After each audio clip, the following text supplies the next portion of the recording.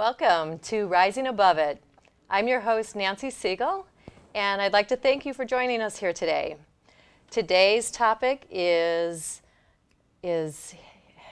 healing with hidden gemstones. Yes. So today we have a very special guest, but before we get to that, I would just like to tell you a little bit about myself. I'm a hypnotherapist for the past 16 years. I'm also an author of my latest release, which is Rising Above Mercury, and you can find this in the Santa Barbara local bookstores. It's my story about overcoming mercury poisoning that I had for over 12 years that left me in a wheelchair and paralyzed, and doctors telling me it was all in my head. But with the use of hypnotherapy and hypnosis, I was able to overcome it. So you can either go to my website and look it up or go to your local bookstore to purchase it. So today's show, the Hidden Treasures of Healing Gemstones. We are going to learn about gemstones, and we're going to learn how to overcome adversity with these gemstones. And my special guest today is Deborah Blohm. And she is a gemologist, a jewelry designer, author, and gem healer. So welcome, Deborah. Thank you so much, Nancy. I'm thrilled to be here with you today. Well, we're thrilled to have you. I'm excited about the show. We have a lot of exciting things to cover. So tell us a little bit about Deborah Blohm and who she is.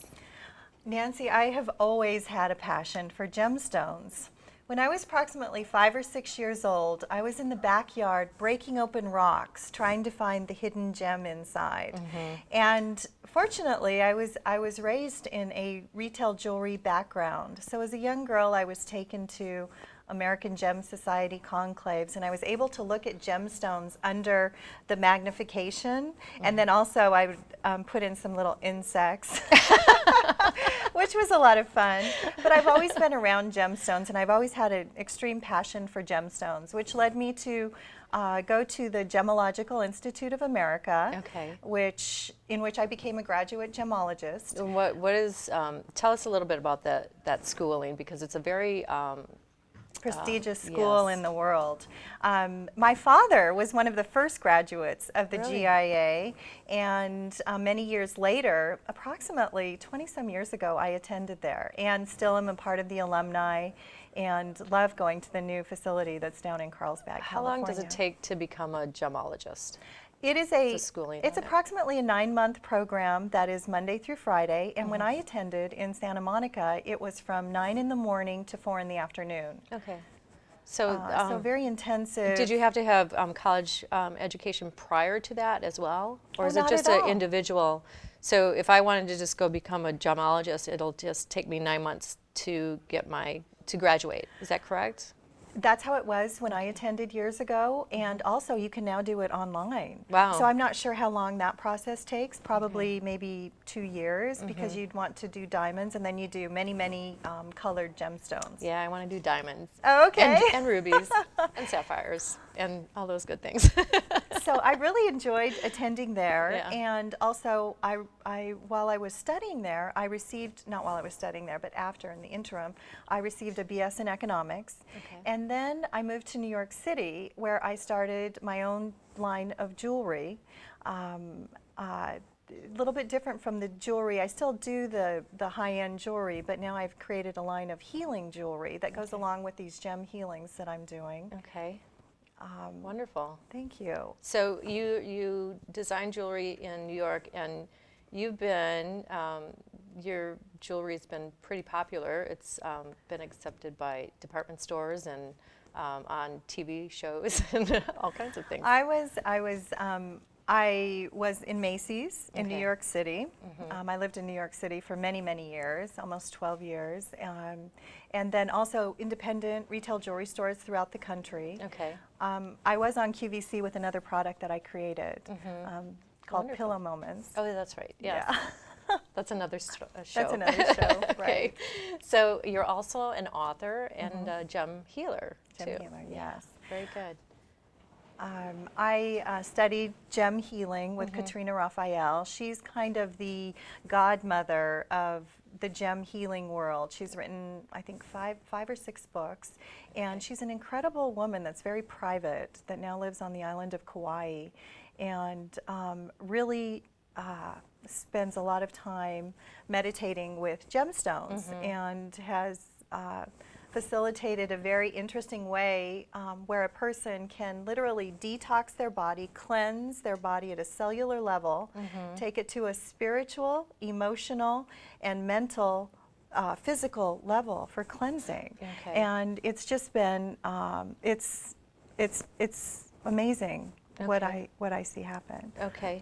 And so for those people that, say, well, it's just a rock, how can a gem, how can a rock heal, and how can it heal when they think it's a rock? Can you explain what gives them the power, what the gems? Well, I first of all think that there has to be an intention by the person to heal, no matter what it is. So if the person is blocked, I don't think healing will occur. If the person doesn't believe in it, well, actually, that's not true. I've had clients who were skeptical, but they weren't blocked. They were open to the possibility, and a physical healing occurred. And like with me and my hypnotherapy clients, if there's at least some type of desire to want to heal, do you find that makes a difference also? I do. Yeah. I definitely do. I definitely do. Yeah. Okay. And so, how can say, for instance, why don't you show us some of these gems? Deborah's brought some gems along to show us a wide variety of what they do, the colors, the shapes, the sizes, the energy that they hold. And let's speak a little bit about the energy and how that all works with I've read that gem healing has gone, like it's been documented since 1600 BC, and that there's something called piezoelectric that they carry, a certain energy that what happens is, maybe you can explain it better. Sure. Go ahead. Sure. Gems have been a very important part of the human history for thousands of years, going back to the Indians and the Vedic traditions. Even today, we have our astrology gemstones, our birth gemstones. Gemstones for years, in fact, for example, emerald. This is dioptase, but emerald looks very similar to it. This is a very big healing gemstone. But emerald they used to believe that if you looked into an emerald, it would cure your eyesight. So in Rome, emeralds were extremely popular, and Nero would sit in the Colosseum with his emerald glasses so that he could better view the what was being presented in the Colosseum. So it's not rose-colored glasses that we need. We need emerald. We need emerald-colored glasses. That's so funny. And many years ago, amethyst was thought to prevent intoxication. So if a person held amethyst as an amulet or wore it, they could drink as much as they'd like and not get drunk. Interesting. But now we use gemstones in a different form. With gem healing, I work with a 12 chakra system. Okay. So different gemstones go with the various chakras. And as we start out with the Earth Star, which is 6 inches below your foot, and we'll place a gemstone there, like specularite, which is a very grounding gemstone. Right now it's very important to be grounded to Earth, not only being grounded and open above, spiritually grounded to the Earth, because we are so blessed to be here on Earth. Can you explain what grounding means to the viewers? Grounding? Yes. Oh, grounding means being connected to Earth. In an energetic form. Okay, yeah. Can you think of a better way to No, I think that's being I grounded? think that's, yeah, I think there's different techniques that help people to ground, and it's going down into imagining your energy going down into from your feet, going down into the earth, and connecting with the actual center of the earth. You can even if you root into several layers of the earth is fine too. But yeah, and you feel a difference in your body when that happens, when that occurs. You feel your body, you feel the energy just solid. And a lot of martial artists use that grounding technique. Absolutely. Katrina Raphael believes that there's a hexagonal, I think she thinks that it's pyrite, which this is pyrite, but that's formed in the center core of our earth. And that if you can imagine yourself being grounded to that in a triangular form, this pillar column, it actually gives you strength because you're connected to the earth, Mother Earth. And that's what I find so fascinating about gemstones, is these gemstones are found naturally in earth, in Mother Gaia. I mean, how amazing. Gemstones have they're so beautiful. Have a light and a frequency that emanates them. And you brought up piezoelectricity. Gemstones are charged with pressure. So a quartz crystal under pressure elects a certain frequency. So with quartz, which we find in all modern technology. Okay, good point. All modern technology has gems in it. Whether it's your lasers, your computers, our watches run with a quartz crystal inside them. Our spaceships, the windows are made of diamond. Wow. Of diamond, because gemstones are a very powerful, I call them the power gems. They're power gems. Different gems are power gems. Yeah. And it's been my passion forever. Great. We're so blessed here in California. Tourmaline is found right here, pretty. down in Pala County. Tourmalines. Okay. A lot of gemstones are found right here in California, which is a lot of fun for the rock hound and the gem hound. Yeah. What's a good gemstone for mentally clearing the mind or de-stressing? Like focusing more on like the mental side of the gemstones.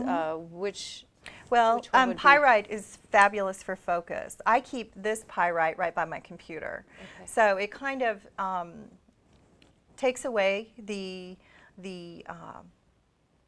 electric. The thing that stems from the computer, it helps balance that, and then it also keeps me focused. I think pyrite is fabulous for that. Something to de-stress would be something like this, which is called lepidolite. That's pretty. And it actually has lithium in it. So if you hold a lepidolite right on your chest or in your hand, and I like to tell people, if you are normally right-handed, your feeling hand is your left hand. So hold the gemstone in the hand that's the non-dominant hand. But this is a fabulous gem for de-stressing, especially in today's time where a lot of change is occurring, transformation. My sister, who's a lawyer, I think she sleeps with this gemstone. She doesn't. But, I would imagine she needs a lot of de-stressing. She does. Yes. Okay. And that's lepidolite? Lepidolite. Okay. So let's see. We've covered the de-stressing ones, grounding, protection. Oh, okay. So an celestial is a quartz. It's a smoky quartz, and it actually has water in it because it's formed around water. But this is a very good protection stone. Protection stone. Okay. Another big grounding stone would be tourmaline. Okay. Which is very grounding. This is a fabulous piece of tourmaline. I don't know if your viewers, Nancy, can see it, but this was found in China, and this has garnet. So this is a very powerful grounding, but yet manifesting stone. Garnet is a manifesting one? Interesting. Yeah, it's a creative stone. Tell us about this one. Okay. Now this is raw tiger's eye, and it's a big chunk of tiger's eye. This was, my grandfather gave this to my father, and then he gave it to me. But once it's polished, it'll look something like this. Okay, perfect. And this we put on our navel chakra, And if you'd like, at some point I'll talk about the chakras and Sure. where some gems do go, but it is an intuitive science. But right on your navel chakra is where we put this, and this is for manifesting as well. It's a very powerful manifesting stone. Okay. So along with the gemstones, Deborah has brought along some of the necklaces she makes out of the gemstones, and I'm wearing one of them. So why don't you explain a little bit about what I'm wearing, and also what you're wearing? Sure. Nancy, what you're wearing are peridot, along with some other gemstones that I will go into, but the peridot is very, very much for your physical body and keeping our bodies healthy. We're in a time where it's very important to keep our bodies, our physical bodies, healthy. So doing whatever it takes. But if you can imagine wearing the peridot, but also imagine as you're exercising, inhaling the color of the green grass, the trees, and cleansing your cells. So peridot actually helps you remember to do that. Okay. It's a very powerful healing, physical healing. Okay, stone. and what you're wearing is? I'm wearing black tourmaline, which is very grounding, but then I'm wearing yellow sapphires, which are for personal power and confidence. The red garnets for creativity, and it's a very powerful. It's also red is very powerful for confidence, for it's a sexuality, for enhancing your sexuality. Red, and then we have some purple amethysts, which are more insightful. For insight and wisdom. So just a combination of gemstones that are actually blessed, because I'm also a Reiki practitioner. And so with my gemstones, we activate them. And I think that's what you were referring to with piezoelectricity. It needs to be a sound. There can be a sound vibration such as this to help activate a gemstone. And there's a process that takes place before we go into a gem healing where every gemstone is activated before it's placed on a person's body. Okay. So in a moment, we're going to show you a couple photos of Deborah's work. And so why don't you explain to the viewers how gem healing works, and a little bit about your sessions. Also, if you offer like a consultation. Sure. A gem healing normally takes about 2 hours, so give yourself 2 hours. The actual process is an hour 15 to an hour and a half, depending on what takes place. People come to me with various questions. Either they will have a physical pain, like a back pain, or a shoulder pain, or sciatica. Now, this is, obviously, there is a disclaimer here. See your doctor, but see if this works for you, because I've had tremendous results with people who have had chronic back pain and lower back pain and shoulder pain for 23 years, and sitting up on the table after a gem healing, leaving their body. It's left their body. The same with sciatica. So it's interesting. So people come for physical pain, they come to de-stress, they come to feel what it feels like. You feel, many people say they feel like a princess, because as you'll see in the PowerPoint, the gems are on 12 of your chakra systems. So they go from your stellar gateway, which is 12 inches above your head, all the way down to your earth star. And so to feel the gems on your body is quite an experience. Yeah. Okay, so let's go to the PowerPoint, and here we go. Oh, okay. You can Yes, tell us a little bit about that. Now that is Katrina Raphael to my left, and to my right is her assistant. And then you can see, there I am, that is me, having gemstones all over my body after I've been through a gem healing. And many different things occur during a gem healing. If you'll notice, you'll see that we have kyanite going up to their soul star, which is 6 inches above their head, and celestite selenite, excuse me, going up to the stellar gateway. And I always put a piece of fluorite up by the stellar gateway, a green fluorite, to bring in the healing, more of the healing energies, and Archangel Raphael. Okay. But then we go into various gemstones such as azurite and chrysocolla and gem silica on their bodies. Can we bring up there we go. The next Yeah, so more examples of gem healing. He's got a lot. Does that mean like he needs a lot of healing? No, not at all. It's just what? It's actually what happens with the healer is they're connected to the patient's or the client's higher self, and then it's an intuitive process. There is a general understanding as to where some gems go, but then we have so many gems that we activate them in different ways with different other gemstones. Okay, and the next PowerPoint? Okay, so this is Deborah's book. She's written a book called The Adventures of Julia and the Generosity Genie, The Hunt for the Green Jade Mask. So what's this book about? This book is a book about a brother and sister, Julia and William, and they go on adventure after adventure. This is the first in a series. This one is about the Mayan culture and takes place in South America.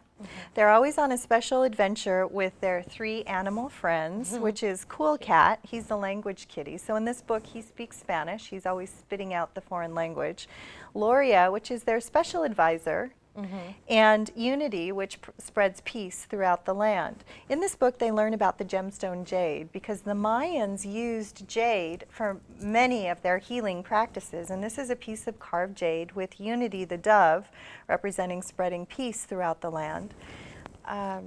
But it's all about children helping children and talking about using power gems and power colors. So right away she's wearing a yellow jacket and for personal confidence. In the first chapter she falls into a cenote, a hidden cenote, and touches her pendant, the red ruby, for courage and strength.